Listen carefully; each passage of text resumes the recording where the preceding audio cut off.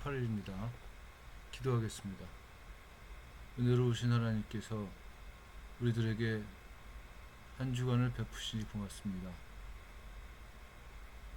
우리들에게 은혜를 베푸셔서 우리가 하나님의 백성인 것을 하루하루 살면서 확인하고 감사하게 도와주시옵소서.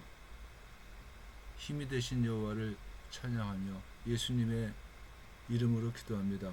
아멘. 우리는 어저께 마리아와 마르다가 나사로가 위급하다고 하는 소식을 베레아에 계시는 예수님께 전했고, 예수님께서는 그 소식을 듣고 난 이후에 이틀을 더 베레아에 계시다가 나사로를 위해서 이동하셨다고 하는 얘기를 보았습니다. 오늘은 예수님께서 베다니에 도착하셨고 마리아와 마르다와 함께 대화 나누시는 이야기를 함께 나누기를 원합니다. 예수님께서 베다니에 도착하셨을 때는 많은 유대인들이 마르다와 마리아를 위로하러 온 상태였습니다. 바꿔 말하면은 많은 증인들이 있다는 겁니다. 마르다는 예수님께서 오신다는 말을 듣고 맞이하러 나갔고, 마리아는 집에 있었습니다. 마르다는 예수님을 맞이하면서 주께서 여기 계셨더라면 내 오라비가 죽지 아니하였겠나이다. 그러나 나는 이제라도 주께서 무엇이든지 하나님께 구하시는 것을 하나님이 주실 줄을 아나이다. 이렇게 예수님께 말씀을 올렸습니다. 예수님께서는 마르다의 이야기를 들으시고 내 오라비가 다시 살아나리라 이렇게 말씀을 하십니다. 마르다는 예수님의 말씀을 듣고 마지막 날 부활 때에 다시 살아날 줄을 내가 아나이다 이렇게 대꾸를 합니다. 예수님께서는 이미 나사로가 아프다고 한 얘기를 들으셨을 때부터 이 병은 죽을 병이 아니라 하나님의 영광을 위함이요 하나님의 아들이 이로 말미암아 영광을 받게 하려 함이라 이렇게 요한복음 11장 4절에서 이미 말씀을 하셨습니다. 그래서 예수님은 마르다에게 분명하게 내 오라비가 다시 살아나리라 이렇게 말씀을 하신 것으로 보입니다. 그러나 마르다의 입장에서는 이미 죽었고 또 죽은 지가 한 사흘 정도가 됐고 무덤에서 이미 육신이 썩어져 가는 것을 알기 때문에 마르다는 마지막 날 부활 때에는 다시 살아날 줄을 내가 아나이다 이렇게 이야기를 한 겁니다. 그때 예수님께서는 나는 부활이요 생명이니 나를 믿는 자는 죽어도 살겠고 무릇 살아서 나를 믿는 자는 영원히 죽지 아니하리니 이것을 내가 믿느냐 이렇게 물어보십니다. 마르다는 예수님께 주여 그러하외다. 주는 그리스도시요 세상에 오시는 하나님의 아들이신 줄 내가 믿나이다. 이렇게 예수님께 대한 자신의 신앙을 고백합니다. 그리고 마르다는 마리아에게로 가서 선생님이 오셔서 너를 부르신다 이렇게 예수님께서 오셨음을 전달을 합니다. 마리아는 마르다의 말을 듣고서 예수님을 맞이하려고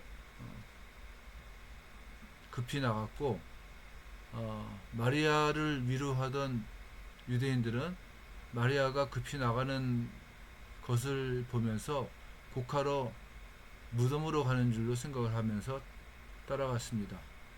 마르다는 예수님을 만나면서 주께서 여기 계셨더라면 내 오라비가 죽지 아니하였겠나이다 하면서 마르다와 같은 말을 합니다.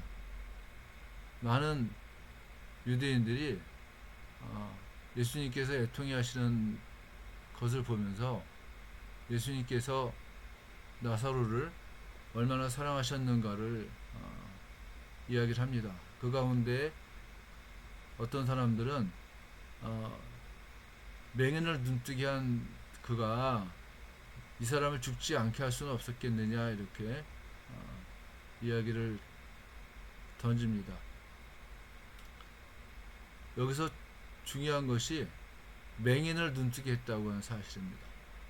유대인들의 논쟁 가운데 메시아가 하는 일 가운데 제일 분명하게 메시아인 것을 나타내는 방법이 뭐냐 그랬을 때 소경을 보게 할 수 있다면 그 사람은 메시아일 것이다 라고 하는 어떤 전통 비슷한 게 있었다고 합니다. 왜냐하면은 구약 성경에는 소경을 보게 한다는 얘기가 없기 때문이라고 해요. 구약 성경에도 많은 기적이 일어났었는데 그 기적들 가운데 죽은 사람을 살리는 일이 있었단 말입니다. 그러니까 구약의 유명한 선지자라든가 뭐 그런 사람들이 못했던 맹인을 눈을 뜨게 한 이 사람이 그 사람들이 했던 죽은 자를 살리는 일들을 못하겠느냐라고 하는 질문을 던지는 거예요, 예수님께. 이 말은 정말 예수님이 메시아가 맞냐 하는 또 하나의 질문이기도 하는 겁니다. 예수님께서는 이 땅에 오신 이유를 양으로 생명을 얻게 하고 더 풍성히 얻게 하려 하십니다. 이렇게 말씀하십니다. 예수님께서 우리에게 베푸신 생명을 영생이라고 합니다. 영생이라고 하는 말에는 영원히 산다는 말도 있지만은 그것과 함께 신적인 생명, 즉 하나님께서 베푸신 생명, 하나님과 동행하면서 누릴 수 있는 아담이 하나님과 동행하면서 누렸던 것과 똑같은 생명을 영생이라고 얘기를 한다고 합니다. 우리는 이미 아담의 후예이기 때문에 이 영생을 잃어버린 채 지금 살고 있다는 거예요. 근데 예수님께서는 나사로를 살리시면서 그 신적 생명의 주권자, 그 신적 생명을 믿는 자들에게 허락하시고 나눠주시는 주권자이심을 나타내려고 하시는 겁니다. 그래서 예수님께서는 나사로가 아프다는 얘기를 들으시고 또 죽은 것을 아시면서도 이틀을 더 베레아 지방에 있다가 모든 사람들이 다 나사로는 살 수 없어라고 하는 판단을 내렸을 때 나사로를 살리신다고 하는 겁니다. 그리고 예수님께서는 마르다에게 나는 부활이요 생명이니 나를 믿는 자는 죽어도 살겠고 무릇 살아서 나를 믿는 자는 영원히 죽지 아니하리라 이렇게 말씀을 하시는 겁니다. 예수님을 믿고 또한 예수님을 의지하는 사람들은 하나님께서 베푸시는 신적 생명, 영생을 누리며 사는 사람들입니다. 영생을 누리는 사람들의 특징은 뭐겠습니까?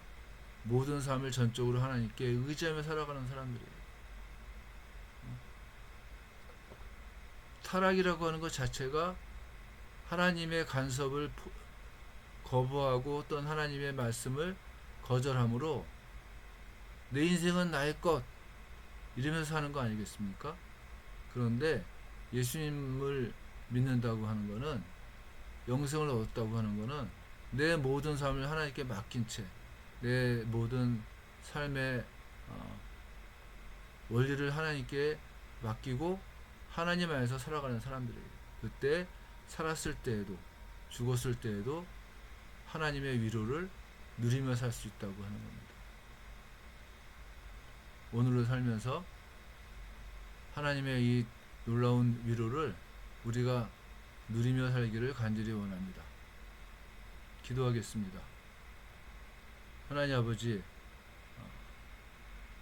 주께서 허락하시는 영생을 누리며 우리가 하나님께서 베푸시는 삶의 풍족함에 감사하며 기뻐하며 사는 축복을 갖기를 간절히 원합니다. 붙들어 주시고 오늘 하루를 살면서 특별히 이야기가 있는 교회 모든 지체들을 인도해 주시고 붙들어 주시고 또한 하나님께만 영광을 돌리는 축복이 있기를 간절히 원합니다. 모든 말씀을 예수님의 이름으로 기도했습니다. 아멘.